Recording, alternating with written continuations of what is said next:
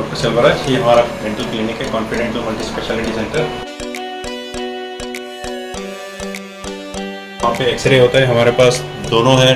2D x ray भी है और इसमें 3D एक्सरे भी है। 2D एक्सरे में आपको नॉर्मली सिर्फ 2 डायमेंशन दिखते हैं। 3D में वॉल्यूम, डेंसिटी सब हम इसमें चेक कर सकते हैं। इम्प्लांट प्लेसमेंट में और सर्जरीज में, मेजर सर्जरीज में ये बहुत ही इफेक्टिव लेटेस्ट है। ये नहीं कि हम नॉर्मल फैसिलिटी देते हैं, हम सबसे लेटेस्ट फैसिलिटी देते हैं जो आपको इंडिया में ही, अब्रॉड भी जाओगे तो आपको बहुत सारे क्लिनिक्स में ऐसी फैसिलिटीज नहीं मिलेंगी। This is the best teeth whitening system available in the world. You can scan your jaws and then we can print your jaws on this 3D. Actually, for Andaman, this is a very big setup, but yes, we are amongst the top dental clinics in India.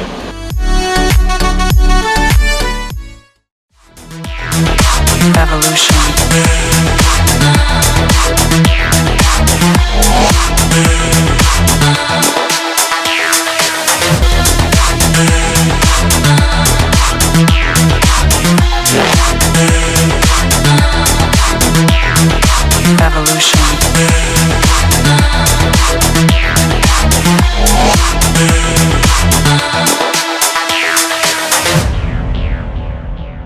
मैं नशरीन news Andaman 24/7 में आप सभी का स्वागत करती हूँ। तो इस वक्त हम मौजूद है जिला निवास में और यहाँ पर हम मिलने आए शिवानंदन बैरागी जी से, जो कि माया बंदर के प्रधान हैं। हम उनसे बात करना चाहेंगे, वो हमें कुछ विषय पर, कुछ मुद्दे हैं जो हमारे सामने लाने वाले हैं, जो इतने समय से जो भी समस्याएं चल रही उनके विषय में वो कुछ बोलना चाहेंगे, तो हम उनसे बात करेंगे। आइए हम आपको उनकी ओर ले चलते हैं। जय हिंद सर। जय हिंद। आपको बहुत बहुत धन्यवाद। मेरा नाम शिवानंद बैरागी, मैं प्रधान ग्राम पंचायत पहलगांव मायाबंदर ब्लॉक और मैं प्रवक्ता PRIs association northern middle Andaman. Actual में आज जो मेरा ये जो विषय में आप लोगों से बातचीत हो रहा है, ये विषय ऐसा है, ये एक संविधान का संशोधन से जुड़ा हुआ विषय है कि 73rd अमेंडमेंट 1993 में हुआ था और ये हमारा राष्ट्रपति महोदय ने इसका मुहर भी लगा दिया और 1995 में एक एक्ट को लागू किया गया, पंचायती राज संशोधन कानून।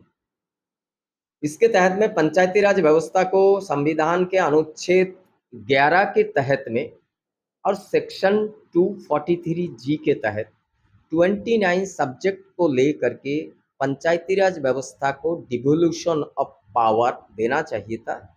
और जो पंचायती राज व्यवस्था का जो गठन हुआ था, उसका एक ही जो मुख्य लक्ष्य था वो कि गांव के, यानी जो रूरल इंडिया है, वहाँ के लोगों के सामाजिक और आर्थिक उत्थान के लिए कि उनको भी हर एक विषय में, सरकारी योजनाओं में उनको समान अधिकार मिले। लेकिन अंडमान निकोबार में 1995 में जब ये पंचायती राज एक्ट लागू हुआ, 10 वर्ष तक, यानी 2010 तक ये सही ढंग से चला। उसके बाद में धीरे धीरे और आज ये 2012 से जो है पंचायती राज व्यवस्था को एक तरह से समाप्त करने का काम शुरू हुआ। 2012 के बाद में सारी जो पंचायती राज व्यवस्था का जो ऑटोनोमस जो हमारा पावर था, ऑटोनॉमी था, उससे भी छीन लिया गया। और ये सिर्फ आज खाली पंचायती राज व्यवस्था का ही नहीं, प्रशासन के जो आला अधिकारी हैं, जो भी आते हैं, वो जो है सारे विषय के ऊपर में हर एक डिपार्टमेंट का भी जो एक अधिकार था, वो सारा विषय को छीन लिया। और हर एक चीज में अभी एक सेक्रेटरी को नियुक्त कर दिया गया जो मेनलैंड से आते हैं और उनको जो है ऐसा कुछ इंटरेस्ट भी नहीं रहता यहाँ के लोगों के प्रति। सड़क की व्यवस्था, नेशनल हाईवे, देखिए दोहरा मापदंड, यहाँ पे जो भी कार्य होता है दोहरा मापदंड से होता है। साउथ अंडमान से चिड़िया टापू से लेकर के मिडिल स्टेट तक जो रोड बना, वो बढ़िया से पत्थर से मोटा करके बढ़िया करके बनाया। जब हम मिडिल स्टेट क्रॉस करता है, तब जो है मट्टी के ऊपर में केमिकल मिला करके मिडिल ईस्ट का एक टेक्नोलॉजी, यानी रेगिस्तान का टेक्नोलॉजी हम अडॉप्ट करते हैं और मिट्टी में केमिकल मिला करके, जहाँ पे 12 महीने में 10 से 11 महीने तक, कभी कभी 12 महीने बारिश होता है, वहाँ पे वो टेक्नोलॉजी को अडॉप्ट करके रोड, सड़क बनाया गया। और जो सड़क आज सड़क कहीं पर नहीं है, वो सिर्फ जो है गड्ढा ही गड्ढा है, कहीं कहीं पर नाला खाल जैसा दिखता है। के खिलाफ आप लोग कभी मतलब एक्शन नहीं लिए सर? कितना एक्शन देखिए, यहाँ पे एक्शन एक ही चीज का होता है, यहाँ पे सिर्फ राजनीति होता है। उसके सुधार के लिए कोई व्यवस्था कि उसका जो सकारात्मक बातचीत, ये मुझे लगता है कि कहीं पर भी दूर दूर तक ये नहीं होता। खाली ये होता है, ये मैंने लेटर लिख दिया, आज एक पार्टी ने बोला मैंने मंत्री को चिट्ठी लिखा, काल एक बोल दिया मैंने लेफ्टिनेंट गवर्नर को चिट्ठी लिख दिया, इतना ही सब कुछ हो रहा है। लेकिन कोई सकारात्मक पहल, और सबसे बड़ा बात क्या है देखिए, जो सच्चाई को सरकार के समक्ष में नहीं भेजा जा रहा है, कहीं ना कहीं में इसको जो है लिपापोती करके यहाँ तक इसको सीमित रखा जा रहा है।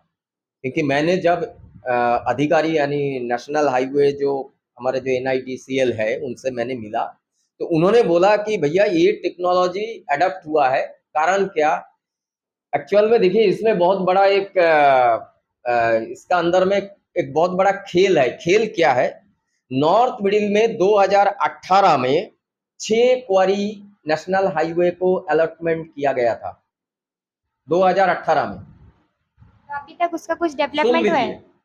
2018 में क्वारी अलॉटमेंट किया गया, उसके बाद में जो चीफ सेक्रेटरी साहब ने क्वारी का अलॉटमेंट किया, उन्होंने अलॉटमेंट करके चला गया, दूसरा चीफ सेक्रेटरी आया, उन्होंने आने का बाद विद इन ए वीक पूरा क्वारी को कैंसिल कर दिया। देखिए कॉन्ट्रैक्टर जब DPR बनता है, कॉन्ट्रैक्टर जब आया उन्होंने सड़क बनाने के लिए आया, लेकिन इनका हुआ क्या, ये जब सड़क बनाने यहाँ पे आया, प्रशासन सड़क बनाते समय क्या हो गया, इलेक्ट्रिक का पोल आ गया, पानी का पाइपलाइन आ गया। अभी कॉन्ट्रैक्टर का तो एग्रीमेंट में वो चीज तो नहीं था। ये प्रशासन को क्लियर करना चाहिए था कि देखिए मेरा ये प्रॉब्लम है, जो हमारा दूरदर्शन का जो केबल है, ऑप्टिकल फाइबर है, वो भी उसके अंदर में आ गया। तो उनको वो चीज भी, उसमें भी उसको जो है ढकेल के रखा गया, और उसके लिए भी काफी सारा डिले हुआ। कॉन्ट्रैक्टर समय पर देखिए काम कर नहीं पाया, इसमें कहीं ना कहीं पे प्रशासन का भी बहुत बड़ा खामियां है। उन्होंने स्टार्ट किया, स्टार्ट करने के बाद में एक तो उनको स्ट्रेच नहीं मिला, जो भी हुआ देखिए वो कॉन्ट्रैक्टर नेशनल हाईवे वो समझे, उससे हम लोगों को लेना देना नहीं है कुछ। देखिए खाली सड़क समस्या नहीं है, समस्या नॉर्थ मिडिल का जो एजुकेशन सिस्टम है। आप आइए सरकारी स्कूल में जाके देखिए, टीचर नहीं है, बोलता है हो जाएगा, कभी बोल रहा है सर्वर शिक्षा के तहत में हम जो है देंगे शायद वो बच्चा का कैरियर जब खराब हो जाएगा उसके बाद में शायद हो सकता। इलाज में भी उसी तरह का सेम परिस्थिति है हमारा यहाँ पे जो सिस्टम है। क्योंकि मैं बताऊं, मायाबंदर में डिस्ट्रिक्ट हॉस्पिटल है, डिगलीपुर में कम्युनिटी हेल्थ सेंटर है, रंगत में कम्युनिटी हेल्थ सेंटर है, मायाबंदर डिस्ट्रिक्ट हॉस्पिटल में एक पेडिट्रिशियन नहीं है। बात ये है, ये जो सारे विषय हैं, हमारा वहाँ का जो सुनिए जो ट्रांसपोर्ट का सिस्टम है, पोर्ट ब्लेयर में आज हम आए, हम AC बस में सफर करते हैं, लेकिन हम जब हमारे गांव में हम जब बस में चढ़ते हैं तो मुंह में कपड़ा बांधना पड़ता है। क्यों सर? बस का छत नहीं है, पानी गिरता, सीट नहीं है, और उसका जो धुआं है, क्योंकि एक बस 15 साल 20 साल पुराना सरकारी बस, क्योंकि अंडमान में देखिए बेसरकारी बस बहुत कम है। अंडमान में सुन लीजिए 25 करोड़ रुपया सालाना कृषि विभाग के ऊपर खर्चा होता है, 20 करोड़ रुपया तनख्वाह जाता है। यहाँ का कृषि विभाग में जो यहाँ का कृषि विकास दर कितना है मालूम है मैम? 0.05%। और जो कृषि में जो क्षेत्र में यहाँ का किसान विकास किया उसको ये प्रशासन मान्यता नहीं दे रहा है। वो क्या मैं बताता हूँ, सुपारी जी। अंडमान निकोबार का जो सुपारी है वो यानी एक तरह से हमारा पूरा वर्ल्ड का फेमस है, क्योंकि ये टोटली ऑर्गेनिक वे से उगता है, जो भी हो, और ये फायदेमंद भी है, कीमत अच्छा मिलता है। ये सुपारी को जो है प्रशासन ने अभी तक एग्रीकल्चर क्रॉप का दर्जा नहीं दिया। आप लोगों को मैं बताऊं, एक राफ फिगर में बताऊं, क्योंकि जो बिजनेसमैन है, जो किसान है, उसके तरफ से जो फीडबैक मुझे मिला, लगभग 1000 करोड़ का इकोनॉमी है सुपारी, सिर्फ सुपारी का 1000 करोड़। लेकिन वो क्या होता, यहाँ से किसान माल को भेजता, क्योंकि सबसे बड़ा देखिए कृषि कानून के अधिनियम में ऐसा था कि किसान आपका सामान देश का कोई भी मंडी में लेके जाके बेच सकता है। किसान जब यहाँ से माल मंडी में भेजता है, चेन्नई में GST वाला रोक देता। यहाँ पे एक बार जीएसटी काट के वो सारा कुछ क्लियर होके जा रहा है। चेन्नई में जाने के बाद में एक एक कंटेनर का ऊपर में 2-2 लाख रुपया डिमांड किया जाता है। ये क्या है? देखिए, खाली एक डिपार्टमेंट नहीं, आज मैं आपको बताऊं, बिजली का जो संकट है, 620 करोड़ रुपया भारत सरकार ने दिया है प्रशासन को कि आप इस बिजली व्यवस्था को ठीक करो। अभी तक प्रशासन क्यों नहीं कर रहा? फरवरी महीना में पैसा आ गया हमारा प्रशासन का पास में, नहीं कर रहा है। आज एक इंजीनियर, एग्जीक्यूटिव इंजीनियर हो या सुपरिटेंडिंग इंजीनियर हो, उसको एक नट बोल्ट खरीदने का पावर नहीं है, तो सेक्रेटरी से अप्रूवल लेना पड़ता है। डॉक्टर को मेडिसिन चाहिए, डायरेक्टर तो रिक्विजिशन देगा, हमें फलाना मेडिसिन चाहिए, पहले डायरेक्टेड परचेस करता था, अभी क्या हो गया, उसमें भी सेक्रेटरी का अप्रूवल चाहिए। सेक्रेटरी बोलेगा डॉक्सीक्लिन क्यों चाहिए, वो क्यों चाहिए, फलाना एंटीबायोटिक क्यों चाहिए, ये करो। अच्छा, डॉक्टर मतलब मेरा बात है, जब टेक्निकल का बात आता है, जो जो ग्राउंड का है उसको ग्राउंड रियलिटी मालूम है, लेकिन यहाँ पे वो नहीं, सारा कुछ जो है प्रशासन के अधिकारी तय कर रहा है और उसके ऊपर में कुछ ना कुछ क्लॉज लगा के, कुछ ना कुछ बंदिशें लगा करके, एक तरह से मतलब मैं क्या बोलूं कि पूरा सिस्टम क्रैश हो चुका है अंडमान निकोबार का। मेरा बात देखिए, बहुत शायद कड़वा किसी को लगेगा, मुझे परवाह नहीं, क्योंकि मेरे ऊपर में जो अत्याचार हुआ है, यही क्वारी के विषय में मैंने एक बार बात उठाया था, क्योंकि जब तत्कालीन जो एक हमारा सीएस साहब था, उन्होंने मायाबंदर जाके कहा, उस समय मैं पीआरएस था, मैंने पूछा, उन्होंने बोल रहा था भारत सरकार ने क्वारी बंद करने के लिए आदेश दिया, तो मैंने उनसे पूछा था कि आप मेरे को आदेश का पत्र थोड़ा दिखाएंगे सर। दूसरे दिन से मेरे साथ में जो टॉर्चर हुआ, लेकिन मुझे ऐसा कोई भी डर नहीं है कि मुझे कुछ भी कर ले, मुझे ऐसा कोई डर नहीं। भारत सरकार ने देखिए 5,300 करोड़ अंडमान निकोबार प्रशासन को दिया। हमारा अंडमान निकोबार में जितना लोकालिटी है, पूरा लोकालिटी में हम नोटों का छत बना सकता है, लेकिन कहाँ पे है? भारत सरकार विकास के लिए कोई कमियां हमारे लिए नहीं छोड़ रहा है, लेकिन जो अधिकारी है उनको समझना। हमारा देखिए प्रशासन में ऐसे बात नहीं है कि सभी लोग ऐसे हैं, हमारे सीएस साहब बहुत अच्छे व्यक्ति हैं, बहुत पॉजिटिव है, और भी ऐसे कुछ लोग हैं, हमारे नॉर्थ मिडिल अंडमान के डिप्टी कमिश्नर बहुत अच्छे हैं।